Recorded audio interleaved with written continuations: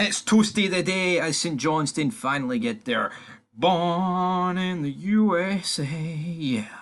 They finally get it. The takeover. Alright, sunglasses off now for the cool action scene. Cool action scene is now deed and buried. But it's a new chapter for St Johnstone as Webb takes over. The departing Jeff Brown took control of St Johnstone in 1986, which, if you're not good at math, is 38 years ago.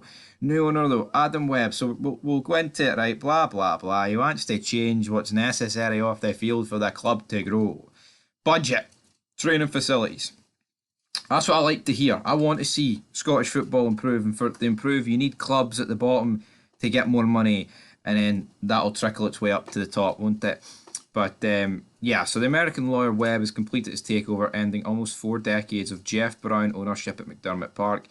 In an open letter to supporters, Webb pledged to enhance training facilities and increase spending on the squad as he starts a new chapter for St Johnstone. In the coming years, our goal will be to gradually sustainably increase the player budget. We will also improve the training facilities, changing rooms, gym, physio areas and technology. These enhancements will aid recruitment and performance. Our ambition is to finish in the top 6, compete in Europe and do well in cup competitions year after year. This is possible, but it will take time.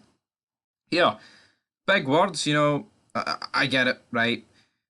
It's not exactly we're going to win the league within the next 5 years sort of talk, but St Johnstone need to build if this was somebody with big bucks taking over like a Hearts or an Aberdeen, I think they'd be within their rights to say we want to challenge for the league, within the decade, right? I think that would be a very valid thing to say.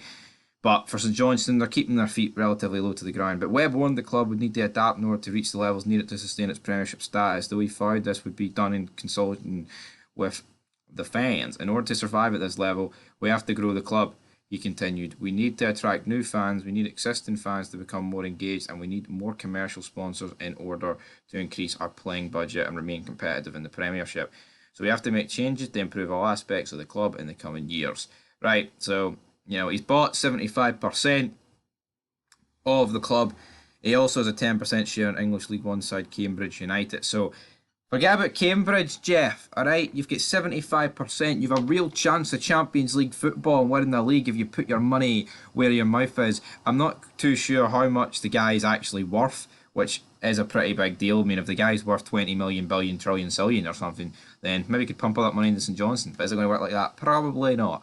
Everybody dance. Ooh, clap your hands. Clap your hands. It'd be funny though to see St Johnstone start performing, and then what happens? What happens, guys? Then all these fans in Perth, you know what? I'm going to support the Diamonds, even though they're not called. Why do I call them the Diamonds? I've no idea why I call it. Well, it could be the Diamonds in the rough, because Perth is rough. But anyway, Andy Considine has announced his retirement.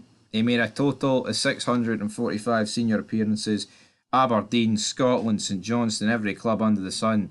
Seems like big Andy Considine played. The 37-year-old, boom, Aberdeen. He won 3 Scotland caps in 2020 and spent the past 2 seasons at St Johnstone. He only played for 2 clubs, didn't he? And there was me hyping up like he played for mental. A regular scorer, the left-sided player bagged a hat-trick against Dundee in 2017. He helped Aberdeen win the Scottish League Cup, and it would prove to be his only medal, which sums up the lack of trophies north in Aberdeen. But anyway, guys, that is going to do it for his news. Andy Considine has retired. St Johnstone takeover complete. So big nose floating a bit. Big nose. Triple H is not here. My nose isn't that big to be called big nose, I guess. But yeah, we'll be back soon, guys. Big news here Monday morning. Hopefully, it's the start of a crazy week. Friendlies, transfers, end of the Euros. Come on, Holland.